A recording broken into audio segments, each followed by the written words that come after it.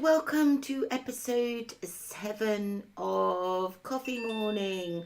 I hope you've got your coffee. I've got mine and it's just in a very boring stripy mug. I'm Leanne. I am of the Fibre Factory UK.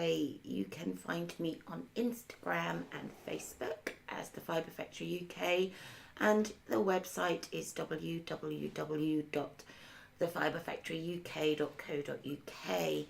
On the website you can find the link to the shop, and you can also find the forum for the 28 Days of Love Cal, which is running each and every month to help us all get together and work on those projects that are either languishing or new cast-ons, and just for general chit-chat and show-offing and enjoying each other's projects. So please do join up. It will be lovely to have you over there, and each month there will be a prize draw from the finished objects thread. So do join. The ladies that posted in the February finished objects thread, you can get in touch with me and give me your postal addresses so I can send out some goodies to you. That would be wonderful. Thank you so much. I am a day late in recording, as unfortunately yesterday I spent most of it in bed, feeling very sorry for myself.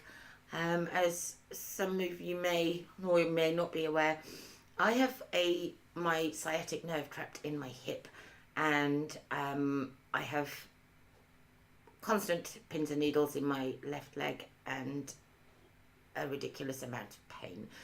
So I have been still am on large dose painkillers, and I'm supposed to sit for 10 minutes only because of how things are stuck, and then lay for a minimum of 30 minutes. That does not bode well for me. It is driving me absolutely round the twist. But I really wanted to record. I missed recording yesterday so much, and I just wanted to just come and say hi. And although I have unfortunately not got any finished projects to show you, or indeed much of anything, because I haven't been able to focus on knitting or anything this last week. It's been a bit of a drag. So the knitting has had to reluctantly be put to one side. And funnily enough, this week all I've wanted to do is weave. I've had a real desire to weave. I have a 32-inch harp, Kromsky harp, Ridgewood heddle loom, and I've really wanted to weave up some fabric on that. I want to make some wall hangings and some fabric for some project bags, and it's been driving me nuts because I've had it on my mind, and of course I haven't been able to do anything with it. So frustrating to say the very, very least. But I'm here. I've done my very best to try and look human, but this week, seriously, you cannot polish a turd, so this is as good as it's going to get. So stick with me, people. I will, hopefully next week will be much bouncier and much more ready for it. The only thing that I have managed to create this week is a gift, and even this took so much willpower, it's unbelievable. Let me just thread them onto this needle, and then you can see. I made some stitch markers as requested for Jen. Jen wanted orange and red stitch markers, so I came up with, try to see if I can show them the best way. This little set, a little gosh, my coordination is completely off, so I do apologise. Little leaves, little glass leaves, and a little flower as well. So that is the end result of my week's finished objects. So thank you all for being here. So yeah, that's what I made. I managed to make a single set of stitch markers. I will have some stitch markers going into the shop, like these ones. These diddy little dice, and there are 6 stitch markers and 1 progress keeper, so on a little lobster clasp there. So they will be going into the shop as soon as I have the brain power to do it. And I really don't have much brain power at all at the moment. I actually even went as far as to get a Death piercing, that in there, because it's supposed to be good for pain. I don't know if it's working. What I do know is that at this point in time I will try anything. So, and if this is just a thing, well, it looks cute, and at the end of the day, if I really don't like it, I can go and have it taken out. So, not a big deal. So yeah, that's me and my pain. I will not waffle on about that any longer. I'll quickly update you on the estuary shawl. Excuse me. I haven't done very much of this at all. In fact, I did just another few rows, because it's such a lovely pattern, but there's an awful lot going on. As you can see, it's a very lacy pattern, and I just haven't been able to sit long enough to do it, and also I just don't have the brain capacity for anything more complex than making coffee at the moment, really, and even that can be a struggle. So no real progress on the estuary shawl, but I'm really wanting to get back into that and get that done. So that's the lack of knitting done. The only other thing that I knit, and this was last week after I had a podcast, there's actually, I've just dropped one on the floor. Let me see if I can get it with my foot.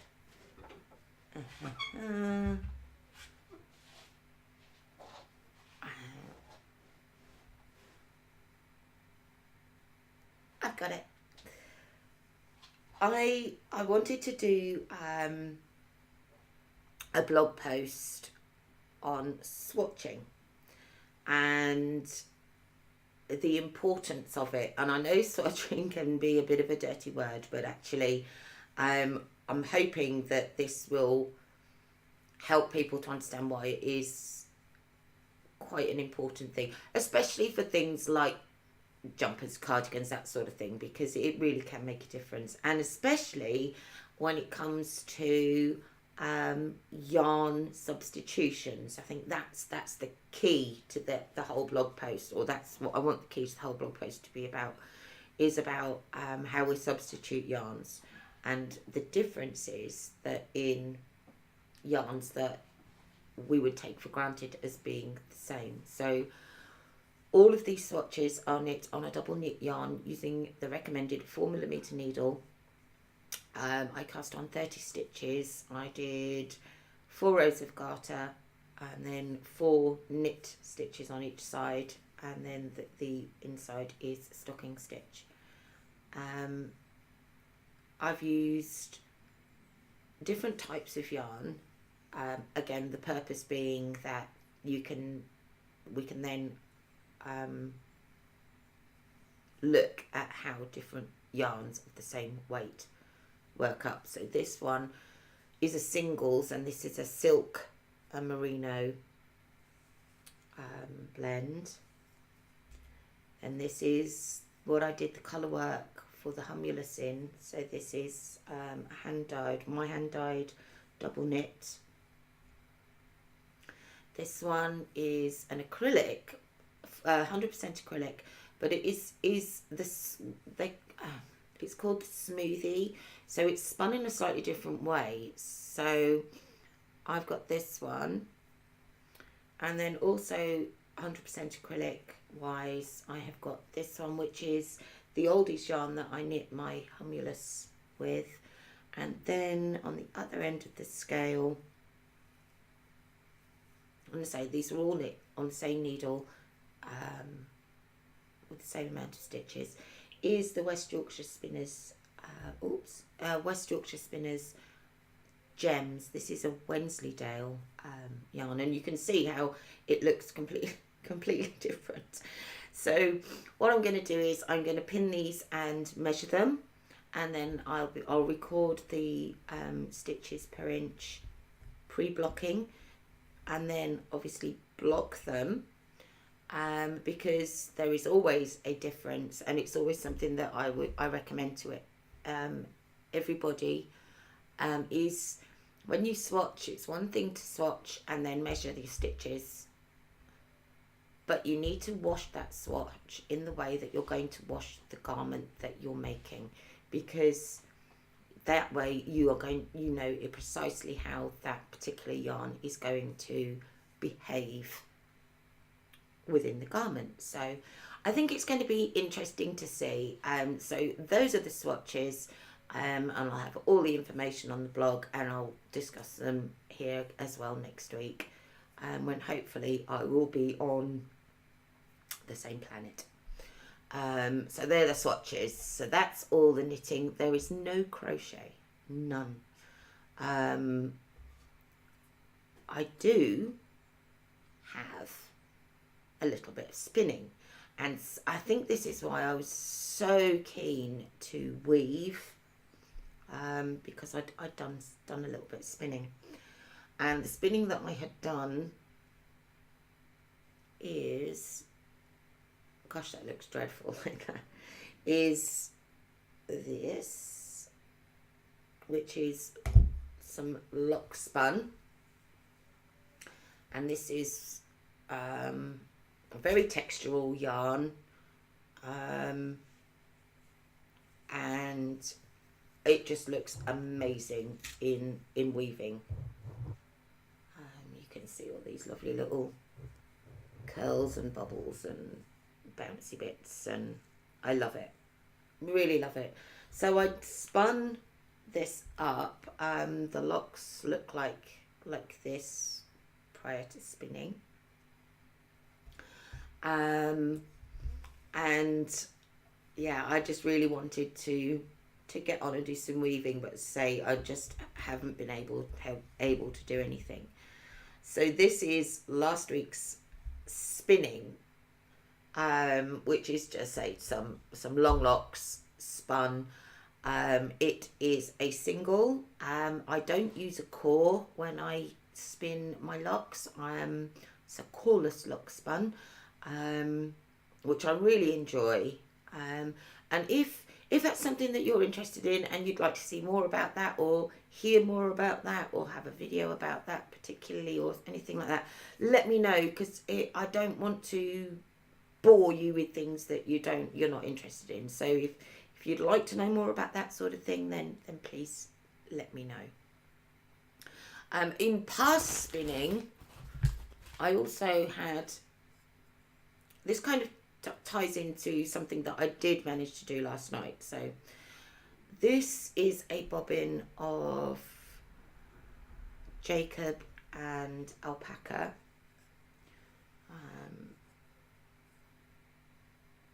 It's really, really fine.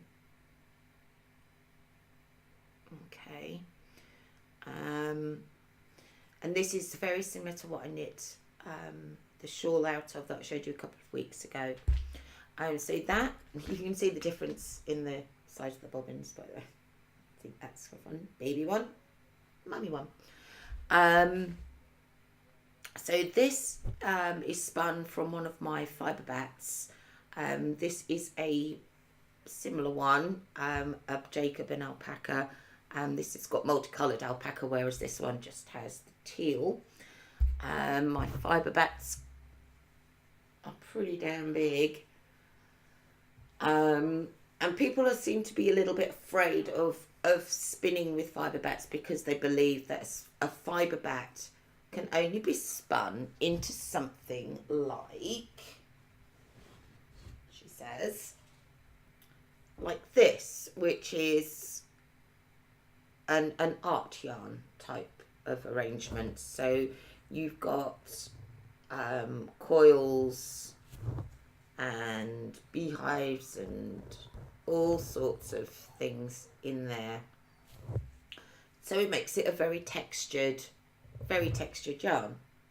You can knit with this, absolutely. Again, this is exactly the same fibre bat as this. So these two different yarns have been spun using exactly the same fibre bat. It is purely the way you decide to spin as per to the outcome of the yarn. Art bats will be slightly different because they are chunkier by nature. They have bigger elements in them. They have locks carded into them. They have threads. They have all sorts of different elements to them, and that then becomes the art part of the yarn, as opposed to something like this where you spin it to have those coils and things in. Now, I used this yarn in some weaving that I managed to do last night. I was so desperate to do some weaving, and I got up, I think it must have been about 7 last night, and I was sat watching the rally car championships while John was watching a film in the other room, and I just warped up one of my pin looms. This is an 8-inch pin loom with the 0.5 centimetre spacing, and just to show that you don't have to do the continuous weaving, you can just warp it up as standard. And I'm using this hand dyed, which was the very, very, very first set of yarns that I did, and in that I have also used this Jacob and alpaca to give this texture. And the texture here, and you can see, you know, it weaves up perfectly normally and flat, but these texture bumps are the beehives from and things from within, which I have literally just looped like this, as I've come to them, so that they stand proud of the weaving and give that bit of texture. And this is going to be a swatch of fabric that I'm going to use as a panel in a project bag, and if it works out nicely, then it's something that I may offer in the shop, and I may offer it as purely just a swatch of fabric, or indeed as a finished project bag, but we will see. That is something for the future. On to future stuffs. I hope to cast on Isabella's Flax Light, and I have I'm now down to 2 yarn choices. The first one is this one, which is, trying to get it out the light, there we go. This is Bring Out the Bunting on my Donegal, multi-Donegal Nep base, which I just love. And this is full of blues and greens and lilacs and pinks, and then you've got the multicoloured neps in there as well. Haven't dyed this yarn base up for quite a while, and I think it's something that I might bring back into the shop because it was really popular and it is really lovely. So that's choice 1 for Isabella's Flax Light. Choice 2 is this one, which is called the colourways Eat, Sleep, Hook, and it is oranges and lemons and sort of apricot-y colours, and then it has little flecks of minty green in it. I don't know if you'll be able to see through the strand here how that all sort of blends out, and I think that would be really nice too. So I'm down to which one of these. You could pull either colour off, so I just have to make my mind up and get that cast on. So that's my next cast on, which is the Flex Light for Isabella, because I think it'd be a nice little sweater to transition from sort of spring. She can wear through the spring and into the early parts of the summer, and it's always nice to have something that you can just chuck in a little bag that's quite lightweight but will still keep her warm when you've been sort of out for the day. So that's my next cast on for sure. Other than that, that is the entirety of my work or lack of work this week. It has been a really tough week, but I did want to call in and say hi and that I am here, and thank you so much for your messages. I did ask if anyone had any questions yesterday, and I got some great replies. I got a fantastic question from Crafty Susan 50 on Instagram, and she asked, how do you divide your time between all your crafts? I knit, crochet and stitch, not dressmaking, but feel guilty if I'm doing one and not the others. I completely get that. I think for me, it's slightly, well, I say it's slightly different. I don't know, Crafty Susan 50, whether you run your own business as well. But what I most definitely have to do is absolutely divide my time between what is business and what is pleasure. Because otherwise, I'd say my life would be chaos. But if you could see the table behind me,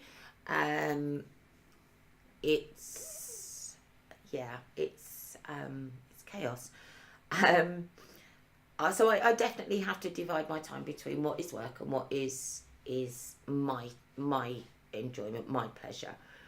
On the whole, what I like to show you here is my pleasure, is my chilling out in front of the telly, or some quiet time listening to a podcast or something like that, where I can really enjoy what I'm making. Work, I class as anything like a test knit, obviously dyeing, and the making of stuff for the shop and for clients and customers. So you absolutely have to draw the line and say, I'm now stopping for the day, my work day, because for me, I'm dreadful, and my work day can start at 6 in the morning and not finish until sort of midnight, because I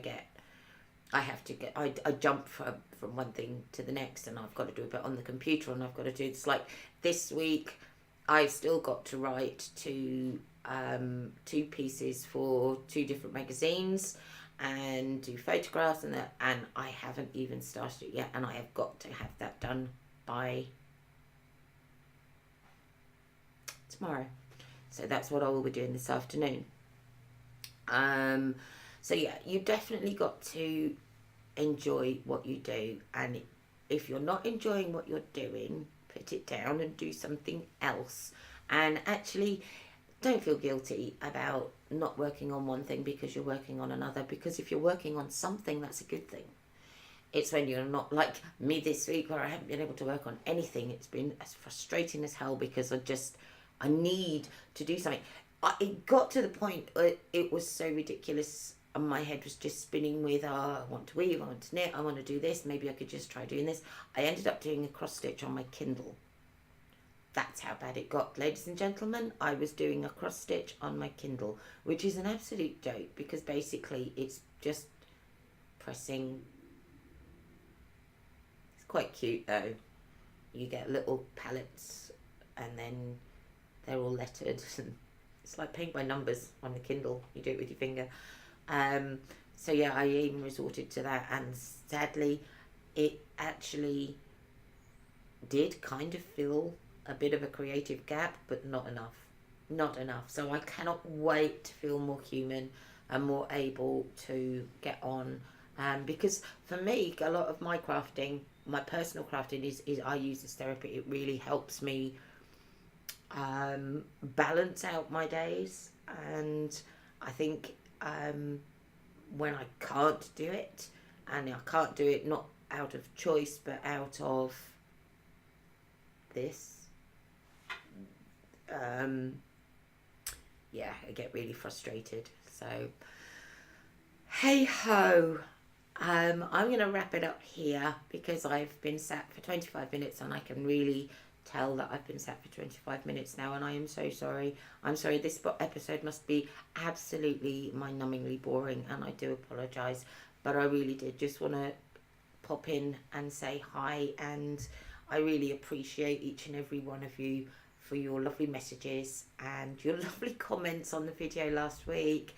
And the subscriber was so close to 100 subscribers, which was really exciting, and can't wait to do a giveaway for that. It's really awesome. So thank you for those of you who have subscribed. Please feel free to share the videos with friends, family, groups, whatever. The more the merrier. Join in with the 28 Days of Love Cal. Just thank you so much for being here and being such a wonderful support to me. Thank you again for all the lovely birthday wishes you sent for John and Isabella. That was just awesome. John was really touched. It was so nice. And yeah, I promise. Well, I don't promise because I can't promise, but I really do hope. Fingers crossed. I cross my legs, but I don't know. My left leg might not even be in the same room right now. Fingers crossed that next week I will be much more my normal self, not look quite so bedraggled, and be able to bring you more work, which would be really nice. In the meantime, please keep safe, enjoy everything you do. I hear we're in for snow again this weekend in our neck of the woods in Suffolk, so keep warm, and thank you so much for being here, and I will see you next week. Take care till then. Bye bye.